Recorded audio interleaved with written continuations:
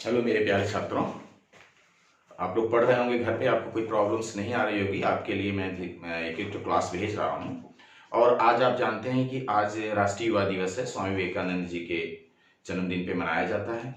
और इनके बारे में, इनके विचारों को आप लोग पढ़िए। इन्होंने कहा था कि उठो जागो तब तक चलो जब तक कि लक्ष्य की प्राप्ति न हो जाए। बहुत बड़ी चीज़ है एक छात्र के लिए। यह उसके जीवन का सबसे बड़ा महत्वपूर्ण पॉइंट्स होता है। एक चीज़ और मैं पढ़ना चाहता हूँ स्वामी विवेकानंद जी के बारे में। एक रास्ता खोजो, उस पर विचार करो, उस विचार को अपना जीवन बना लो, उसके बारे में सोचो, उसका सपना देखो, उस विचार पर जियो। मस्तिष्क, मांसपेशी, नस, आपके शरीर के प्रत्येक भाग को उस विचार से भर दो और किसी अन्य विचार को जगह मत दो। सफलता का यही रास्ता है। और आप स्वामी विवेकानंद जी की बातों को, उनकी बुक आती है, उनके विचारों को पढ़िए। उन्होंने कई बुक लिखा, तो आपका जीवन सफल हो जाएगा। और एक स्टूडेंट को ये बहुत महत्वपूर्ण है कि अपने लक्ष्य को निर्धारित करें, उस पर कार्य करें। उसी क्रम में हम लोग अभी प्रीवियस वीडियो ज्योग्राफी में अक्षांश के बारे में पढ़े थे, लैटिट्यूड के बारे में पढ़े, और आज हम लोग लैंगिट्यूड के बारे में पढ़ेंगे, देशांतर। मैंने कहा था कि किसी भी पृथ्वी के किसी चीज की लोकेशन लेने के लिए हमको दोनों पॉइंट चाहिए, अक्षांश और देशांतर। क्योंकि केवल अक्षांश से क्लियर नहीं होगा कि वो कहाँ पे है। जैसे मैं एक उदाहरण दे रहा हूँ, केवल अक्षांश से अगर हम देखेंगे कि मतलब मान लीजिए कि 10 अक्षांश, 10 अक्षांश, तो अगर ये 0 अंश, अगर 10 आ गया, 10 मान लीजिए 10 अक्षांश अंश नॉर्थ आ गया अगर, तो नॉर्थ का मतलब है कि वो यहाँ भी हो सकता है, यहाँ भी, यहाँ भी, यहाँ भी, यहाँ भी। वो कहाँ पे है निश्चित नहीं है। केवल अक्षांश से किसी वस्तु की, किसी जगह की, किसी देश की स्थिति को पता नहीं चला था। उसके लिए हमको क्या चाहिए? देशांतर। अक्षांश और देशांतर दोनों चाहिए।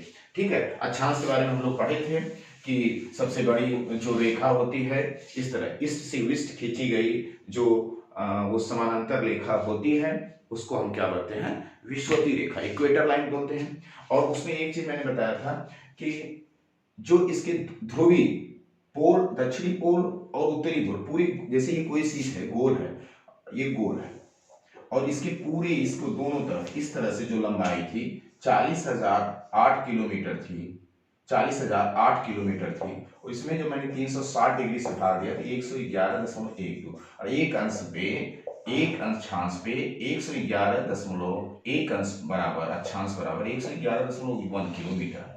ठीक है, जिसको परिधि बोलते हैं। कौन सी परिधि? दक्षिणी ध्रुव से उत्तरी ध्रुव की परिधि। और विषुवतीय रेखा हम देख रहे हैं, विषुवत रेखा जो होती है इसके 0 अंश पे होती है। ठीक है, हम आगे जब मौसम के बारे में पढ़ेंगे तो पृथ्वी 23.5 अंश झुकी है, कर्क रेखा और मकर रेखा। लेकिन आज हम देशांतर पढ़ेंगे। फिर आगे देशांतर और अक्षांश की सहायता से कैसे समय का किसी देश का निर्धारण होता है। फिर आगे हम लोग इस पृथ्वी को जो रोटेशन करते हुए, रिवोल्यूशन करती है सूर्य का, उसको कैसे हम लोग परिवर्तन होगा, कैसे मौसम परिवर्तन होगा, आगे की क्लासेज में हम लोग देखेंगे। ठीक, आज हम लोग देशांतर पढ़ेंगे, लैंगिट्यूड बोलते हैं। लैंगिट्यूड क्या है कि जो पृथ्वी है, पृथ्वी के उत्तरी ध्रुव मतलब उत्तर और दक्षिणी एक बीच से लाइन खींची जाती है। क्यों? क्योंकि समय के निर्धारण करने के लिए हमको एक लाइन की चाहिए बीच से। वो कहां से लाइन है? ब्रिटेन है। ब्रिटेन, अगर ये देखेंगे 0 अंश है, 0 अंश है, तो यहाँ पे आपके यूरोप जो है, यूरोप में ब्रिटेन, इंग्लैंड है, वहां से 0 अंश पे एक लाइन खींची जाती है। क्योंकि पृथ्वी जो है, नंबर 1, पृथ्वी जो है, पृथ्वी का जो रोटेशन पीरियड है, घूर्णन पीरियड है, वो कितने में है? 24 घंटे में। 24 घंटे में वो अपना एक चक्कर लगा देती है। कैसे चक्कर लगाती है? पश्चिम, एंटी क्लॉक, पश्चिम से पूरब। इसलिए जो सूर्य उगता है पूरब उगता है। सूर्य कहाँ उगता है? पूरब दिखाई देता है। सूर्य तो स्थिर है, लेकिन पृथ्वी पश्चिम से, एंटी क्लॉक, पश्चिम से पूरब घूमती है, जिसकी वजह से सूर्य हमको सबसे पहले पूर्व दिशा की ओर दिखाई देता है। तो ये चीज आपको पता होना चाहिए। एक चक्कर लगाता है। और दूसरी चीज है, पूरा एक पॉइंट से उठेगा, पूरा एक चक्कर जब लगाएगा, एक चक्कर पूरा लगाएगा तो कितने डिग्री घूमेगा? 360 डिग्री। 360 डिग्री घूमने में कितना समय लगता है? पृथ्वी को 24 घंटा लगता है। ठीक है, पृथ्वी की अपनी एक चाल होती है प्रति सेकंड, आगे क्लासेस में बताया जाएगा, 24 घंटा लगता है। अर्थात एक अंश घूमने में उसे कितना लगेगा? 24/360 डिग्री। ये आवर में आएगा। अगर हम इसको मिनट में बनाएंगे तो 24 आवर को अगर आप मिनट में बनाएंगे तो पूरे 60/360 तो बराबर 6 चौको 4 मिनट। ठीक है, ये पॉइंट्स में आएगा इसलिए 60 से गुणा, अर्थात 1 डिग्री देशांतर बराबर 4 मिनट, 4 मिनट होता है। ठीक है, तीसरा पॉइंट जो ये देशांतर होता है, ये तो 1 डिग्री में 4 मिनट होता है। कहीं भी किसी भी देश के हमको देशांतर की डिग्री पता हो कि नॉर्थ में है, कि ईस्ट में है, कि वेस्ट में है, तो वो उसके अंतर लेके हम समय का निर्धारण कर देते हैं। हम आगे क्लासेज में आपको बताएंगे एक देशांतर के समय में कितने मिनट्स का अंतर होता है, 4 मिनट का अंतर होता है। अब दूसरा पॉइंट हम देखते हैं, पृथ्वी गोल है, उसके बीच एक पॉइंट माना गया। ये पॉइंट इमेजिन है, 0 अंश, कहीं भी आप 0, जैसे अगर इसको हम पृथ्वी को खोलें तो ये आकृति बनेगी, एक आकृति बनेगी। पृथ्वी को अगर हम ओपन करें, इसको बीच से पीछे से तो ओपन करें तो ये आकृति बनेगी। इसके बीच माना गया है, बीच 0 डिग्री, बीच कहीं भी, यहां भी बीच हो सकता है, तो बीच हो, यहां बीच हो जाएगा, ये वाला हिस्सा यहां चला जाएगा। लेकिन इंग्लैंड जो प्रभुत्व तो आप जानते हैं पूरे विश्व पे था लगभग, तो अधिकतर वो लोग क्या किए, जो अंग्रेज थे, उन्होंने अपने देश से सीधे लाइन खींची और उसी को उन्होंने 0 अंश माना समय के निर्धारण के लिए। कि समय का निर्धारण पता होना चाहिए, कौन देश कहाँ पे स्थित है, उसके यहाँ समय क्या हो रहा है, क्योंकि पृथ्वी घूमती है। पृथ्वी के घूमने के कारण अलग अलग देशों में अलग अलग, ये पृथ्वी एंटी क्लॉकवाइज घूमती है, रोटेशन करती है अपना, तो अलग अलग देशों में अलग समय है। पृथ्वी सूर्य है तो कहीं पे देखिए यहाँ पे दोपहर होगी, ये अगर यहाँ पे शाम होने वाला होगा, यहाँ पे शाम है, यहाँ पे अभी सुबह हो रही है, यहाँ पे 9-10 बज रहा है, फिर ये घूमते घूमते दोपहर को, फिर ये शाम को, फिर ये रात को, ये क्रम रेगुलर चलता रहता है। तो ये पता होना चाहिए कि कहाँ पे कौन सा समय है, कहाँ पे कौन सा, इस समय रात है कि सुबह है। आपको ऑस्ट्रेलिया जाना तो समय क्या, इस समय इंग्लैंड है तो समय क्या है। तो हर जगह का समय अलग अलग होता है, किस देशांतर पे वह देश स्थित है, इससे उसके समय का निर्धारण होता है। तो एक अंशांश में इतना होगा। दूसरी विश्वती जो उसकी परिधि है, विश्वती परिधि है, तो वेस्ट से ईस्ट की विश्वती परिधि अगर हम कर सकते हैं, विश्वती परिधि जो है वो हमारी कितनी है, वेस्ट से ईस्ट की 40,076 किलोमीटर। और 40,076 किलोमीटर चलने के लिए पूरा एक चक्कर, एक रोटेशन होता है, एक चक्कर। तो 1 डिग्री में कितना है, 40,076/360 डिग्री बराबर हो गया 111.32 किलोमीटर। ये आपका आ गया एक अंश में।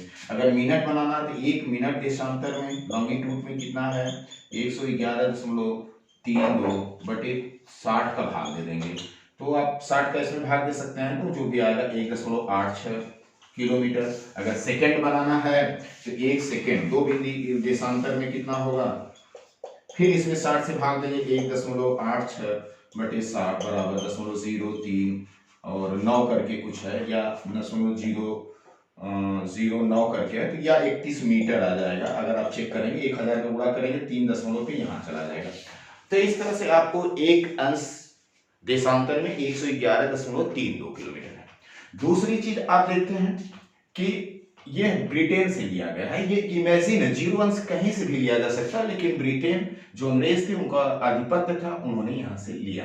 ठीक है, और एक देशांतर क्या, एक वृत्त बनता है। आप देखिए कि ऐसे ये, और वृत्त में मैंने उस अक्षांश में पढ़ा है, जैसे जैसे आप ऊपर बढ़ते हैं ये इसका आकार इस छोटा होता जाता है, समान नहीं रहता।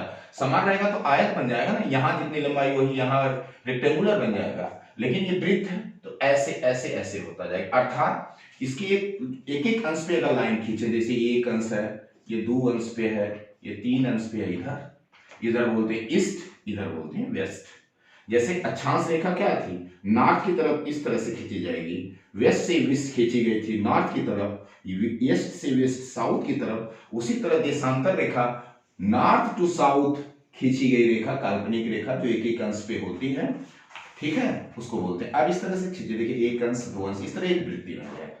तो मान लीजिए हम 90 तो नहीं है, लेकिन 90 इधर 90 इधर, 90 उधर, कुल कितने रेखाएं बनेगी अगर आप चेक करेंगे तो 90 इधर 90 इधर। अगर आप देखें, इसको मैं मिटा रहा हूं, आप ध्यान से देख लीजिए, इसको नोट कर लीजिएगा, आपको ये समझ में आ गया कि एक अंश देशांतर में 4 मिनट कैसे होता है, इस समझ में आपको आ गया होगा। आगे आपको जरूरत पड़ेगी लगाते समय, ठीक है। तो आप देखेंगे 90 इधर 90 इधर, उसके पीछे अब एक चीज और ध्यान देंगे कि इसको मैं एक पूरा खोल दे रहा हूं, तो आप ये देखेंगे ये पूरा बनेगा, ठीक है, ये पूरा बनेगा, ये जीरो ड्यूरिंग दिस टाइम, जिसको मध्याह्न रेखा या यमोत्तर रेखा कहते हैं। ठीक है, 0 अंश, और ये 90 बनेगा, इसके पीछे भी सेम बनेगा, इसके पीछे भी 90, ये भी 90, तो कुल आप देखते हैं इधर तक जाएंगे तो ये 180 अंश, इधर भी जाएंगे तो एक खोल जाएगा 180, अर्थात यह जो दोनों पॉइंट्स हैं दोनों सेम पॉइंट्स हैं, 180 अंश, ये सेम पॉइंट्स देखिए।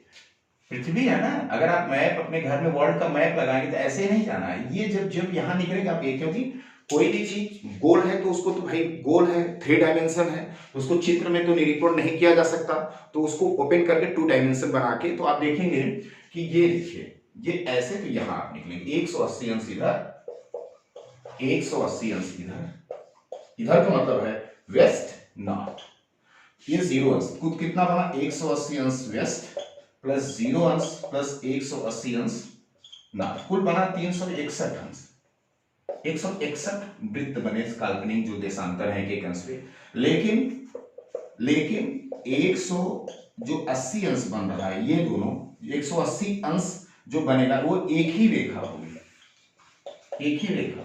यह रेखा, मतलब हम इसको ब्लैक से करते हैं, जो 180 अंश बनेगा यह रेखा और यह रेखा सेम, 180 अंश 2 बार नहीं है, एक ही रेखा है, इसलिए जैसे मान लो 179 और एक इससे निकालेंगे और दोनों में से एक एक निकालेंगे तो ये एक रेखा बनेगी, 0 अंश यहाँ, इसलिए पूरा 360 अंश, 360 ही लाइन बनेगी, एक एक डिग्री पे 360 ही बनेगी, तो 180 अंश एक है। 180 अंश जो है ये वो 1884 में वाशिंगटन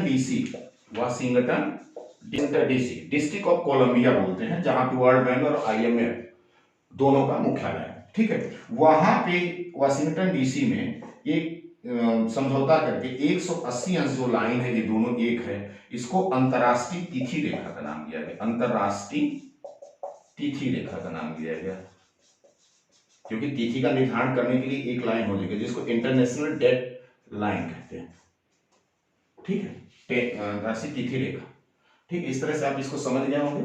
तो आप ये देखेंगे कि इधर मतलब अगर 24 घंटा है तो यहां से यहां तक 12 घंटा और यहां से यहां तक 12 घंटा, ठीक है, 12 घंटा इधर 12 घंटा इधर, ठीक है, तो इस तरह से है। और पृथ्वी जो है अभी आगे समय बताएंगे, पृथ्वी ईस्ट से वेस्ट की तरफ घूमती है, ये आपका सूर्य है, तो सबसे पहले ईस्ट की तरफ, अगर ईस्ट की तरफ, ये नॉर्थ है, ये साउथ है, ये आपका वेस्ट है। पृथ्वी जो है, सूर्य जो है ईस्ट की तरफ सबसे पहले जापान में दिखाई देता है, उसे देखा जाता है, न्यूजीलैंड यहाँ है, न्यूजीलैंड की एक पहाड़ी का नाम है वहां, लेकिन जापान में सबसे पहले किसी मतलब जमीन पर, भूमि पर जापान में दिखाई देता है, और सबसे अंत में यहाँ पे अमेरिका USA जो हमारे उत्तरी अक्षांश की तरफ है वहां पे हवाई द्वीप है, सबसे अंत में होगा, मतलब सबसे पहले जापान में, उगते सूर्य का देश, और लास्ट में हवाई द्वीप USA में दिखाई देता है।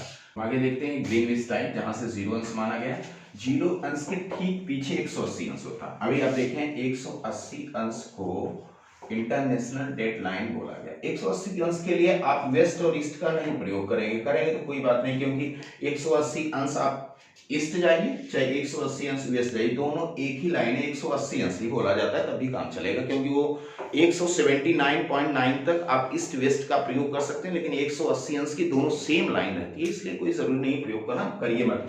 तो डेट लाइन 0 अंश के ठीक पीछे, क्योंकि भाई 0 है, अब इधर 90, फिर ऐसे जाएंगे 0 अंश के ठीक पीछे 180 लाइन। दूसरी चीज आप ये देख रहे हैं कि जहां अक्षांशों में क्या था, अक्षांश अगर हम पढ़ें तो ये विषुवतीय रेखा थी, और ये देखिए ये दोनों में समान दूरी थी। अक्षांश में क्या होता है कि इन दोनों के बीच में समान दूरी थी 111.12 किलोमीटर, लेकिन जो अक्षांशी रेखा थी वो छोटी होती जाती थी, एक अंश जो 0 अंश से छोटी 1 अंश, 1 अंश से छोटी 2 अंश, 3 अंश, छोटी होती जाती है। इसका ठीक उल्टा देशांतर में होता है, देशांतर की रेखाएं सभी समान होती हैं, लेकिन इनके बीच की जो दूरी होती है धीरे धीरे कम होती जाती है। आप देखेंगे ये इस तरह यहाँ कम, यहाँ कम। अक्षांशों में उनके जो अक्षांशी रेखा होती है 0 अंश के ऊपर इक्वेटर के नॉर्थ या साउथ में वो छोटी होती चली जाती, तो मैंने आती है, लेकिन देशांतर में लाइन समान होती है। अक्षांशों में क्या होता है, इनकी दूरी समान होती है, लेकिन देशांतर में इनकी दूरी समान नहीं होती। जैसे देखेंगे जो हमने निकाला है कि एक अंश पे बराबर 111.32 किलोमीटर, एक अंश देशांतर पे, वह कहां पे आया है, वह विषुवतीय रेखा की दूरी है। जैसे जैसे ये वृत्त है ना, जैसे जैसे आप ऐसे ऊपर उठते जाएंगे, ये देखिए कम होता जाएगा, ये कम होता जाएगा, मतलब दूरी कम होती जाएगी। तो हम उसी चीज को इस चित्र द्वारा निरूपण किए हैं। अगर ये पूछे कि ये कर्ष देशांतर, तो विषुवतीय पे लाइन पे पूछ रहा है, इक्वेटर लाइन पे, कहां पे, इक्वेटर लाइन पे पूछ रहा है 111.32 किलोमीटर। लेकिन अभी 0 अंश से हम अक्षांश की तरफ बढ़े, 1 अंश, 2 अंश, 3 अंश, 4 अंश, 5, 6, 7 पढ़ाए थे प्रीवियस वीडियो में। इस तरह यहाँ 90 तक, इधर हम साउथ में चलेंगे तब भी 90 तक। तो जैसे जैसे अक्षांशी वृत्त की तरफ हम आगे बढ़ेंगे, ठीक है, नॉर्थ में और साउथ में, तैसे वैसे दोनों अक्षांशों की बीच देखिए ये कम होती जाएगी, देखिए कम हो रही, कम हो रही, कम हो रही, जीरो कम होती चली जाएगी।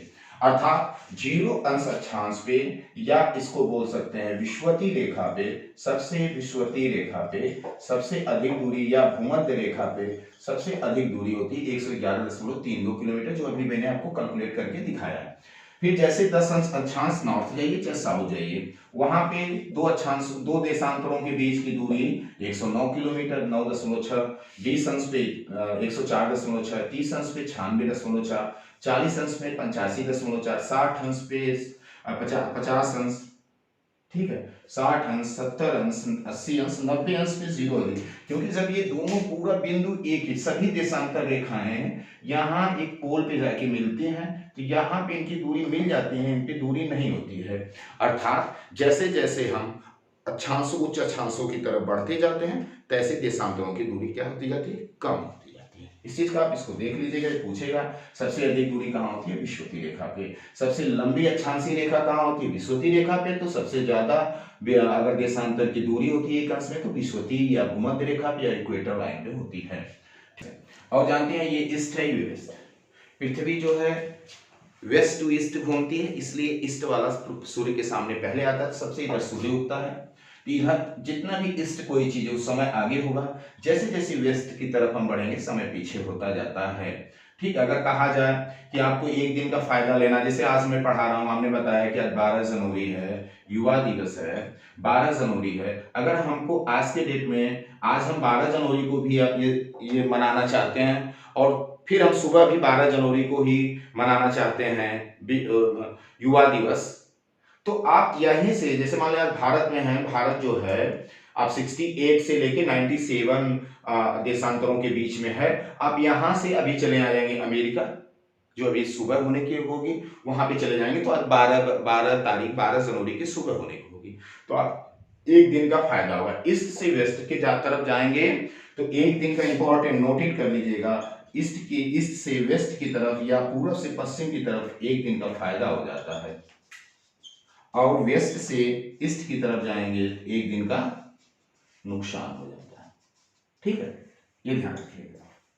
क्यों? क्योंकि ये आगे है, ये पीछे समय। जैसे अभी हम यहाँ पे पढ़ा रहे हैं, अगर ये समय शाम हो रही है, शाम के 5 बज के लगभग 5 बज के 20 मिनट हो रहा है, तो यहाँ पे सुबह के आसपास होगी, 10 घंटा लगभग ये पीछे है यहाँ से। हम आपको नेक्स्ट वीडियो में पढ़ाएंगे किसी कोई देश कहाँ है, उसका समय का निर्धारण कैसे करेंगे। फिर अगले में पढ़ाएंगे तो मौसम कैसे निर्धारित होता है, फिर कैसे मौसम परिवर्तित होता है, तो इस तरह से आप देखेंगे। हाँ, अगर इंटरनेशनल डेडलाइन की बात करें, 180 अंश जो है, 180 अंश की बात करें, इसके साथ ईस्ट वेस्ट नहीं लगाएंगे। 180 अंश की बात करें, इसका उल्टा होता है। 180 अंश में क्या होता है कि आप वेस्ट से ईस्ट में जाएंगे। अगर 180 अंश की बात करें, अंतर 180 अंश की बात करें, तो वेस्ट से ईस्ट जाने पर एक दिन का फायदा, और ईस्ट से वेस्ट जाने पे एक दिन का नुकसान, इसका उल्टा होगा। क्योंकि जब आप इसको बनाएंगे दोनों सेम रहेंगे, तो आप यहां से जब यहां के पीछे रहेंगे, जब यहां तो पीछे दूसरा डेट है, इसका जब आ जाएंगे ईस्ट की तरफ, तो आपका नुकसान हो जाएगा। तो ये देखिए 180 से पूछ रहा है, सामान्यतः यह पूछा जाए। हम लोग ये देखें, अब जो टाइम जोन की बात आई, जो एक ऑटोमिक टाइम, एक नैनो टाइम के निर्धारण की बात आई, थोड़ा टाइम में हो जा रहा था ग्रीनविच टाइम से। तो इसके लिए यूटीसी कोऑर्डिनेटेड यूनिवर्सल टाइम 1972 के में निर्धारित की गई, जिसमें nano second atomic time universal time कहते हैं, जिसको जूल टाइम कहते हैं। इंडिया द्वारा इसको मानक होता है। इसमें क्या होता है, बहुत माइन्यूट जो टाइम का निर्धारण होता है, जब थोड़ा सा भी अंतर होता है इसे निर्धारित किया जा सकता है। दूसरा जो हम देख रहे हैं कि 24 घंटे में पृथ्वी अपना चक्कर लगाती है, एक चक्कर को, जिसको स्वयं का चक्कर लगाती है, जिसको हम रोटेशन बोलते हैं। क्या बोलते हैं, रोटेशन। इसलिए 24 टाइम जोन बनाए गए हैं। कितने टाइम जोन बनाए गए हैं, 24 टाइम जोन, मतलब प्रत्येक एक घंटे पे एक टाइम जोन हुआ। 24 टाइम जोन है तो 24 में 24 का भाग देंगे तो 24/24 बराबर प्रत्येक एक घंटे पर एक जोन। तो एक घंटे में कितने मिनट होता है, एक अंश पे 4 मिनट, तो एक घंटे में 15 अंश देशांतर होगा। अर्थात कह सकते हैं कि प्रत्येक 15 अंश पे एक टाइम जोन बनाया गया है। 12 टाइम जोन इधर है, 12 घंटे, 12 इधर, 12 मतलब इधर का मतलब ये ईस्ट की तरफ है 12, और 12 वेस्ट की तरफ है। 12 घंटे इधर टाइम जोन है, 12 इधर टाइम जोन। प्रत्येक 15 अंश पे टाइम जोन बनाए गए हैं। कुल 24 टाइम जोन बनाए गए हैं निर्धारण करने के लिए कहाँ पे आपको चलना। दूसरी चीज ये देखेंगे, जो 0 से ये आ रहा है